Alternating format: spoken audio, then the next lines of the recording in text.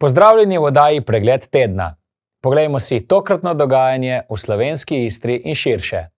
Zavod UC je v Piranskem zalivu postavil dve novi podvodni strukturi, s katerima nadaljuje raziskave trajnostnega gojenja morskih organizmov, pridelave hrane in ohranjanja morske biotske raznovrstnosti. Strukturi z imenoma Neptun in Mytilus sta bili v morje nameščeni v zadnjem mesecu, na gojitvenem območju pa naj bi ostali več desetletij. Novi strukturi sta se pridružili že obstoječima morska oaza Piran in Kladokora, ki jo je zavod postavil pred približno 2 letoma in pol. Gre za iskanje rešitev za bolj trajnostno in na spreminjajoče se razmere v Jadranu odporno gojenje morskih organizmov. Obenem raziskujejo, kako bi lahko takšne strukture pripomogle k ustvarjanju in obnovi habitatov, naseljevanju morskih organizmov ter ohranjanju morske biotske raznovrstnosti. Ko so ljudje nabirali prstace, to veste, da je pač školjka, ki raste zelo dolgo časa, ki je seveda tudi zelo zanimiva kulinarično, in s kladivcem oziroma z macolo so ljudje v bistvu razbili celotno naše morsko dno. Nimamo niti enega več takega pravega previsa, kamor bi se ribe lahko skrivale. Druga stvar, ki je taka zelo drastična, je pa v bistvu to, da je vedno manj morskih travnikov, ki so eni izmed bolj bogatih habitatov. In tudi v zadnjih tednih je šlo precej po medijih tema, ki je tudi pomembna, čeprav se morda ljudem zdi, kaj pa je to sidranje, ampak tudi s sidranjem, ko vržeš sidro na morsko dno, nam se zdi, fino, da se je dobro prijelo, ampak nekatere živali, tako kot je tudi kladokora, rabijo zelo, zelo dolgo časa, da zrastejo. Recimo kladokora zato, da zrastejo neko tako malo karfjolco, bi rekel, lahko tudi do 30-40 let. Ko vržemo sidro, z enim sidrom in z eno verigo, ki potem sledi temu sidru, lahko uničimo zelo, zelo veliko morskega dna. Neptun, ki je na morskem dnu približno 2 tedna, ima polkrožno obliko, podobno morskemu ješku. Na zgornjem delu ga sestavlja 92 snemljivih bodic, dolgih od 3 do 5 metrov, dodatnih 6 pa jih služi za pritrditev na morsko dno. Različni materiali omogočajo raziskovalcem primerjavo njihove uspešnosti pri naseljevanju morskih organizmov. Druga struktura, 5-tonski Mytilus, je dobila ime po klapavici. Zasnovana je kot alternativno gojišče za školjke, saj visoke temperature morja na slovenskih gojitvenih območjih povzročajo velike izgube klapavic. Raziskovalce zanima, ali bi bile školjke v globljih in hladnejših plasteh morja uspešnejše ter ali bi tam imele dovolj planktona za prehranjevanje. Zdaj v tem trenutku imamo 4 strukture, ki so vsaka pač popolnoma različna. In naša želja je, ker smo prepričani, da bi še več takih struktur različnih imelo multiplikativen učinek. To pomeni, da bi ogromno, vse se potem dogaja, od ličink, organizmov, ki so pritrjeni, do rib, do vsega. In tudi ribe, ki od druge pridejo, se pol tam ustavijo, zadržujejo. Tako da naša želja jih je recimo na tem delu postaviti 20, če bo pač to, če nam bo finančno to uspelo, ali pa tudi več. Projekt trenutno poteka brez državnega financiranja. Za postavitev 4 struktur je več kot 138 tisoč evrov zagotovilo podjetje Bauhaus. V zavodu si želijo, da bi se v prihodnje vključili tudi drugi partnerji, pri načrtovanju novih podvodnih struktur pa bi radi sodelovali z arhitekti in drugimi strokovnjaki.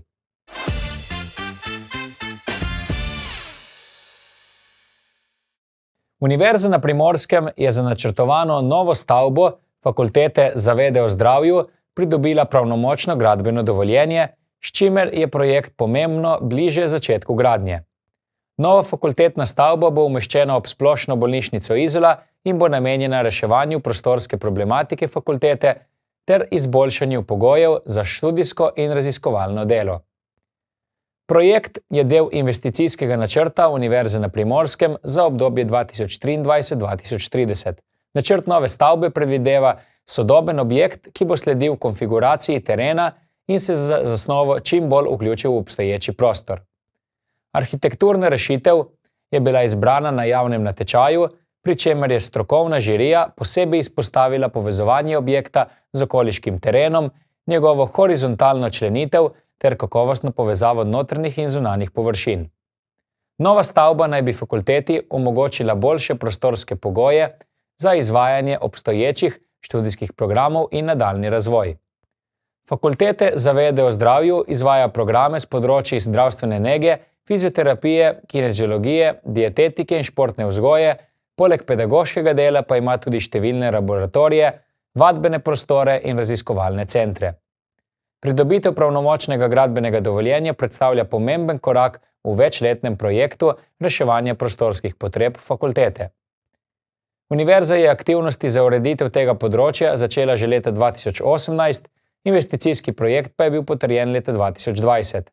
Julija letos je bil podpisan tudi pogodbeni dogovor za izvajanje inženirskih storitev ter nadzor nad gradnjo nove stavbe, kar predstavlja dodaten korak k izvedbi investicije.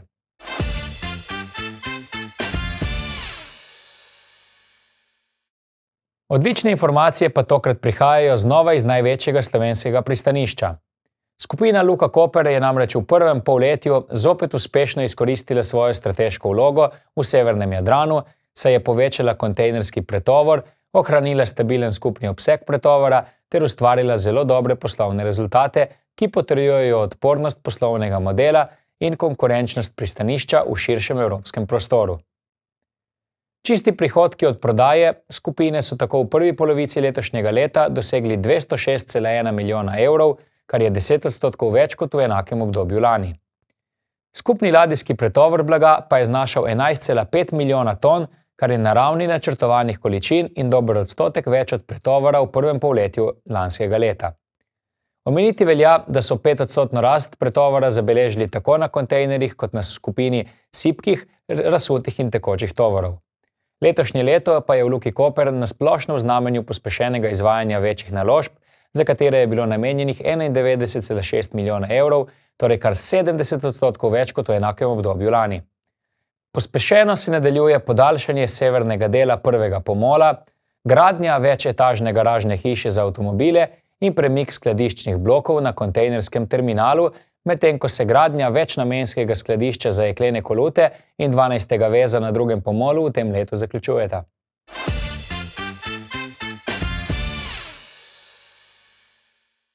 Arheologi, ki so spremljali gradnjo nove serminske vpadnice pri Kopru, so odkrili več pomembnih ostankov iz preteklosti. Med najzanimivejšimi najdbami je več kot 2000 let stara struga reke Rižane, poleg nje pa tudi ostanki 6 rimskih cest. Arheološke raziskave ob vznožju Srmina potekajo že od leta 2020, izvajali pa so jih v 2 fazah. Na območju so odkrili sledove poselitve vse od mlajše kamene dobe, pri čemer najstarejši raziskani ostanki segajo v bronasto in železno dobo. Posebej veliko sprememb je območje doživelo po prihodu Rimljanov v 2. stoletju pred našim štetjem.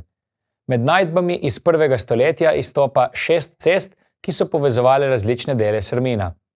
Poleg njih so arheologi našli tudi odvodne jarke, rimske škarpe, ostanke rimske vile in grobove iz obdobja med 1. in 5. stoletjem. Veliko presenečenje predstavlja starodavna struga Rižane. Raziskave kažejo, da reka nekoč ni tekla po današnji poti, temveč je Srmin obdajala z vzhodne in zahodne strani. Hrib je bil tako v prazgodovini pravzaprav otok. Rimljani so kasneje njeno strugo začeli urejati in utrjevati z velikimi količinami kamenja. Izkopavanja so ponekod segala do 2,5 metra pod današnjo morsko gladino, kar kaže tudi na drugačno podobo obale v rimskem obdobju. Arheologi so med delom našli številne keramične predmete, strešnike in bronaste najdbe, ki so jih predali Pokrajinskemu muzeju Koper v nadaljnjo hrambo in raziskovanje.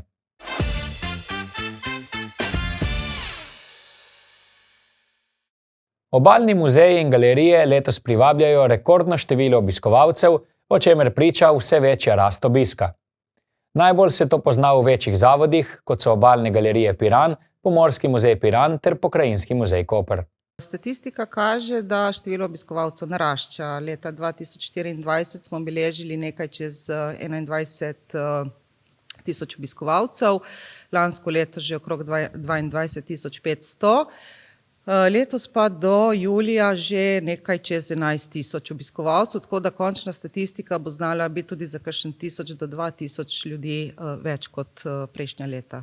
V Koprskem muzeju traja sezona vse od pomladi pa do jeseni, največ obiskovalcev pa je seveda v poletnih mesecih. Kdo pa najraje obišče njihove prostore? Populacija je zelo raznolika. Sicer prevladujejo domači turisti, nekje v razmerju 70-30. Sedaj tudi pri tujcih beležimo nekoliko drugačno strukturo obiskovalcev. Moram reči, da je število francoskih turistov se izjemno povečalo, tudi pri nas v muzeju. Zdaj, ali je za to kriv Pogačar v navednicah ali ne, tega žal vam ne morem povedati. Drugače pa ja, je kar precej parov, družin, tudi samostojnih obiskovalcev, ki se poglobijo v zgodovino Kopra.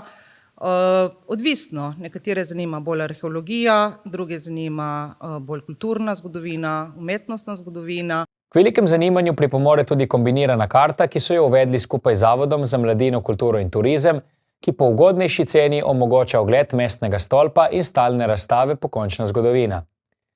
Sicer pa v Pokrajinskem muzeju sodelujejo tudi s ponudniki iz ostalih istrskih občin.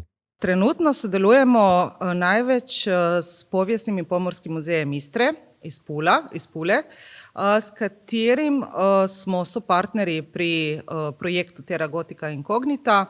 Razstavo si lahko domačini ogledajo še do konca avgusta v krstilnici svetega Janeza Krstnika ob Stolni cerkvi. Razstava Splendor Istrije, posvečena gotskim stenskim poslikavam 14. in 15. stoletja. Poleg torej hrvaških kolegov pa sodelujemo veliko tudi s Pomorskim muzejem Spirana in tudi z različnimi društvi, ne samo z javnimi inštitucijami, tudi z različnimi društvi iz slovenske oziroma hrvaške Istre. Trenutno je, poleg stalnih zbirk in omenjene razstave v Rotundi, na Titovem trgu še vedno na voljo ogled razstave o zgodovini mestne lože, za september pa pripravljajo odprtje prenovljene grajske poti na gradu Prem.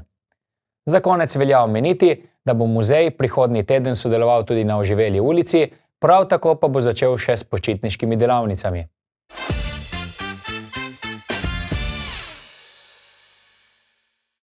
Kot že rečeno, bo v sredo po koprskih ulicah potekala že 28. zaporedna Oživela ulica, ki v središče največjega mesta slovenske Istre vselej privabi več tisočglavo množico.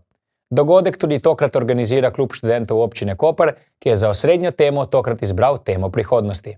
Naša glavna misija je to, da odpremo nek tak kolektivni, kar se da vključujoč diskurs o naši skupni prihodnosti. To pomeni o prihodnosti tega mesta in hkrati o prihodnosti sveta. Oživela ulica bo tudi tokrat potekala vzdolž Kidričeve ulice, na letošnji izvedbi pa bodo 3 glavna prizorišča, vsako izmed njih pa bo imelo zanimiv tematski sklop. Titov trg bo predstavljal občutje nostalgije, muzejski trg utopije, taverna pa distopije. Ena od posebnosti, ki bi jo izpostavila, pa je še program na Muzejskem trgu. Na Muzejskem trgu bo prizorišče z imenom Utopija, kjer v bistvu smo si s programom poskušali predstavljati načine, kako bi lahko skupaj zgradili res eno tako trajnostno in dostojno prihodnost. Na Muzejskem trgu bodo izpostavljene stojnice, za katere menimo, da delujejo v skladu z javnimi interesi za boljšo prihodnost. Bo K67 z neodvisnim obalnim radijem v živo, bo EcoGPT in bo tudi kviz z bolj aktivistično vsebino. Tudi tokrat bo prireditev zelo glasbeno obarvana, saj bodo nastopili številni glasbeniki. Od skupine Bregove Dere, Recyclemen z bendom ter Nipple People. Za vrhunec pa bo poskrbel hrvaški dvojec. Kot glavni akt letošnje Oživele ulice bi izpostavila nastop reškega dvojca Denis in Denis. Ona dva sta sicer imela poslovilno turnejo letos pomladi, ampak mi smo si jo pač res zelo želeli imeti, da tudi pač Koper doživi poslednji program svojega kompjutera. In smo potem jima pisali in sta odobrila nastop, tako da to je glavna stvar, ki se bo zgodila. Vabljeni torej na Oživelo ulico, ki se bo v sredo začela ob 19. uri.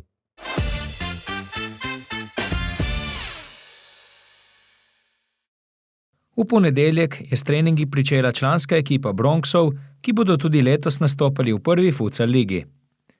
Po rezultatsko slabši lanski sezoni je to poletje moštvo doživelo kar nekaj sprememb, prenovljeno ekipo pa bo vodil Marko Hrvatin, ki se domov vrača po 5 izjemnih sezonah v italijanskem Pordenoneju. Že ko sem odhajal, se je vedelo, da prej slej se bom tudi vrnil. Sicer je dosti ljudi mislilo, da bo ta aventura bila krajša, ker načeloma ta tujina se hitro vrneš, vendar jaz sem zdržal 5 let. In moram reči, da ravno v trenutku, ko sem imel najboljše ponudbe na mizi, je usoda hotela, da se pač zaradi drugih zadev tudi, med drugim tudi vrnem bliže domu in kot sem rekel s predsednikom, to ni bilo nobenega problema in smo se v par minutah vse dogovorili. Dogovorili smo se hitro, zato ker smo tako mi kot klub, kot on, kot trener v bistvu zasledovali iste cilje. On si je želel povratka v Slovenijo, mi smo si želeli boljšega rezultata oziroma vrhunskega rezultata in za doseči vrhunski rezultat rabiš tudi vrhunskega trenerja. Čeprav je bila predlanska sezona ena najuspešnejših v klubu, saj so bili Primorci 3. v državnem prvenstvu ter 2. v pokalu, pa v lanski sezoni ni steklo. Smo analizirali in tudi smo pričakovali to zadnjo sezono, da bo slabša, ni bilo potrebno, da bi bila toliko slaba. Nekaj je tukaj res, poleg oslabljenega igralskega kadra, pripomoglo tudi veliko število poškodb, ampak to je to, ne? Za biti v vrhu moraš imeti dobro ekipo. Mi smo predlani imeli dobro ekipo, z dobrimi igrami so si prislužili prestope v močne evropske klube, kateri razpolagajo z bistveno več denarja kot slovenski. In jaz se v bistvu veselim za njih, ne?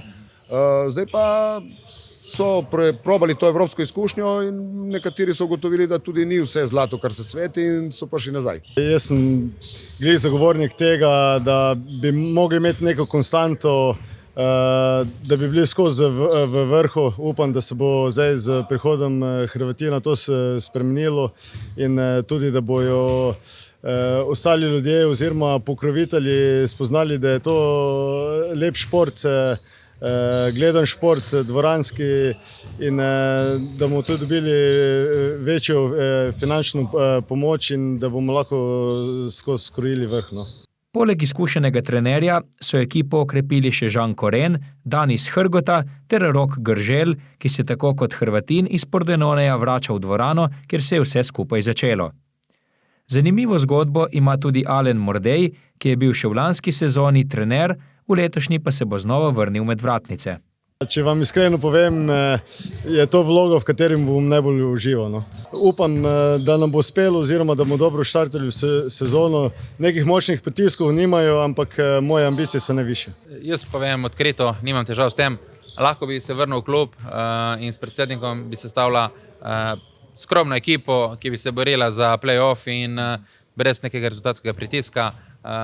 Domačini bi to sprejeli, publika bi to sprejela, ampak jaz nisem takšen tip, to me ne zanima, jaz se želim boriti za najvišja mesta, definitivno sem prvi, ki priznam delo Mileta Simunovića in Roka Mordeja v Siliku in Dobucu, tako da vemo, kje sta realno prva dva favorita, ampak če ne bi verjel v to zgodbo, če ne bi verjel v ta projekt, danes tukaj ne bi bil, tako da moji cilji so najvišji zdaj. Konkretno govoriti je mogoče še prezgodaj, ker kot sem rekel, za te najvišje cilje, za to borbo, za vrh, ni dovolj, da pripelješ novega trenerja, ni dovolj, da pripelješ 2-3 igralca, ampak je potrebno zložiti dosti več kockic in mislim, da nas tu čaka največ dela. Bronxi bodo v pripravljalnem obdobju odigrali kar nekaj prijateljskih obračunov, začenši z današnjim turnirjem na Škofijah, ko se bosta poleg gostiteljev predstavila še vrhniški Siliko ter Pulska Istra. Državno prvenstvo se bo za rumeno-modre pričelo 11. septembra, ko bo na obali gostoval Benedikt.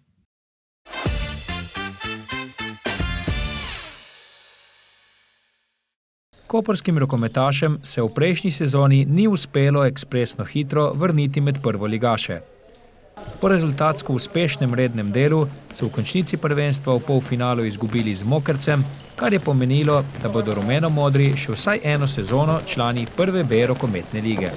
Mislim, da je bila lani ta sezona, ki bi lahko šli spet nazaj v prvo. Mi smo imeli res dobro ekipo, ampak je kar je, letos bomo probali ponoviti. Kakšni so cilji, pričakovanja v klubu pred to sezono? Mogoče kaj pritiska? Ne, pritiska ni. Prvi cilj je itak top 8. borbo v play-off in pol kar bo. Cilj bo dobiti vsako tekmo. Zdaj, dokje nas bo to pripeljalo, bomo videli, vemo sami, rabili bomo nekaj časa, da vse skupaj damo v neko pravo smer, v prave tirnice.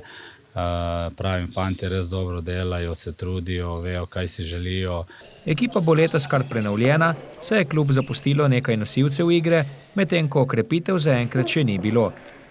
Je pa bilo ekipi, ki jo bo tudi letos z novim pomočnikom, Hrvatom Tinom Budijem, vodil Uroš Rapotec, priključenih kar nekaj lanskoletnih kadetov, ki so v svoji kategoriji osvojili naslov državnih prvakov. Jaz upam prvo, da bomo spremljali eno borbeno, mlado ekipo, ki bo pustila na terenu vse, kar ima in kar zna. To mi je najbolj pomembno. Sigurno ekipa je nekoliko spremenjena, dosti je fantov, še golobradih bi rekel.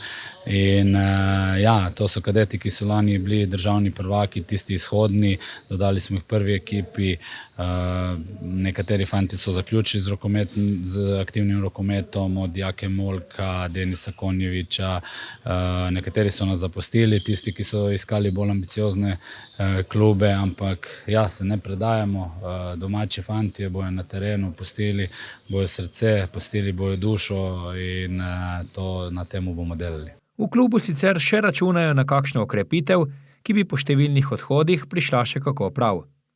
Najbolj se bo poznal odhod prvega strelca Giacoma Hrovatina, medtem ko je status izkušenega Tineta Poklarja zaenkrat zaradi zdravstvenih težav še nepoznan.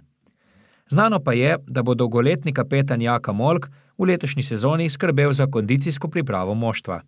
V klubu so želeli, da ostanem zraven. Že nekaj časa opravljam poleg rokometa tudi delo trenerja, tako da je na koncu bila neka logična poteza, da to dvoje združim pa pomagam ekipi. Verjetno me imajo fanti malo manj radi, kot so me imeli, ko sem bil še z njimi v garderobi. Logično je, da je naporno, tudi mora biti teh prvih par tednov, da se zgradi neko bazo, neko osnovo za celo sezono naprej, da bojo fanti dobro pripravljeni, tudi zdravi, bo manj poškodb.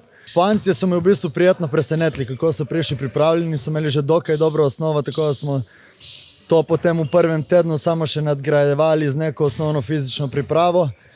Zdaj drugi, tretji teden se pa že dosti več dela z žogo, dosti več stvari prevzema Uroš, postavlja taktiko, tehnične stvari popravlja, tako da bomo kar se da pripravljeni za začetek sezone.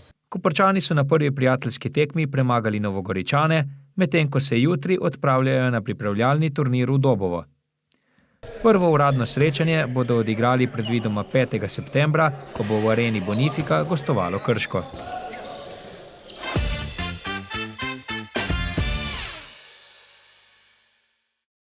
Nad Trst je v torek zvečer poletelo okoli 1000 dronov, ki so predstavili pravi svetlobni spektakel.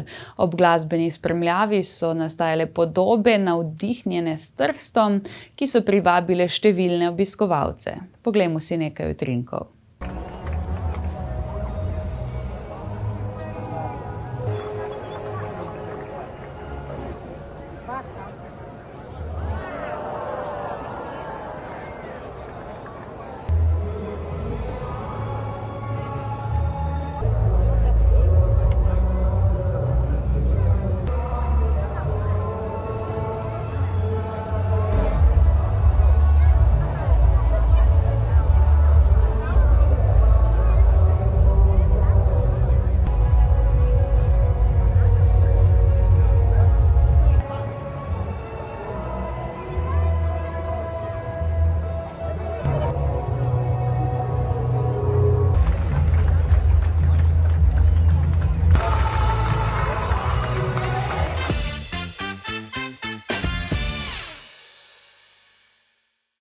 Pozdravljeni v novi ediciji Kulturnega napovednika. Na soboto 22. avgusta bo v Izoli potekal že drugi dan tradicionalnega ribiškega praznika, mediteranske fešte z bogato ribjo kulinariko in nastopi znanih glasbenikov. Ob 20. uri pa bo v atriju Svete Ane v Kopru nastopil godalni kvartet Opifex v sklopu festivala Godalko.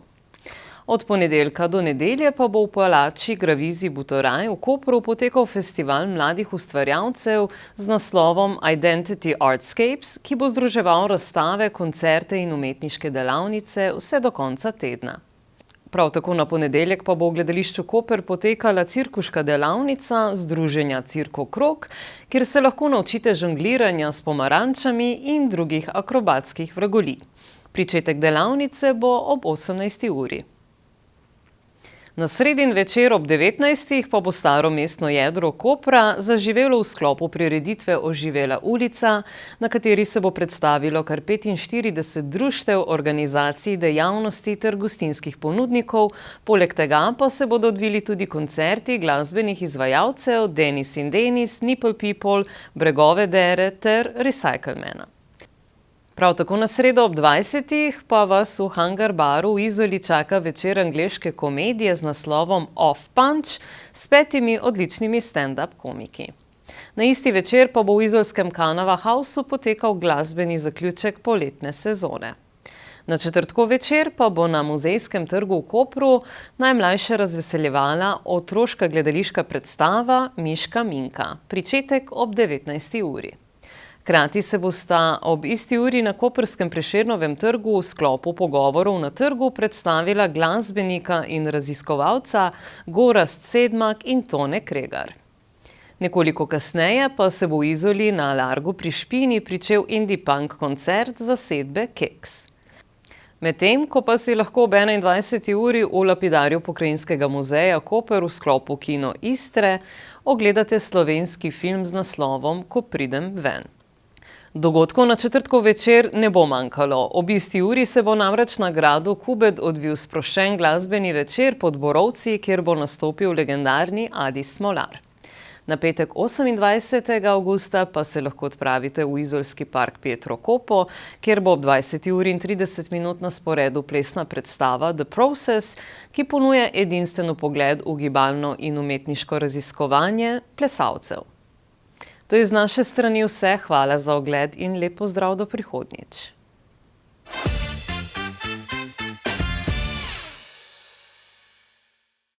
To je bilo za danes vse, hvala za pozornost in lep pozdrav do prihodnjič.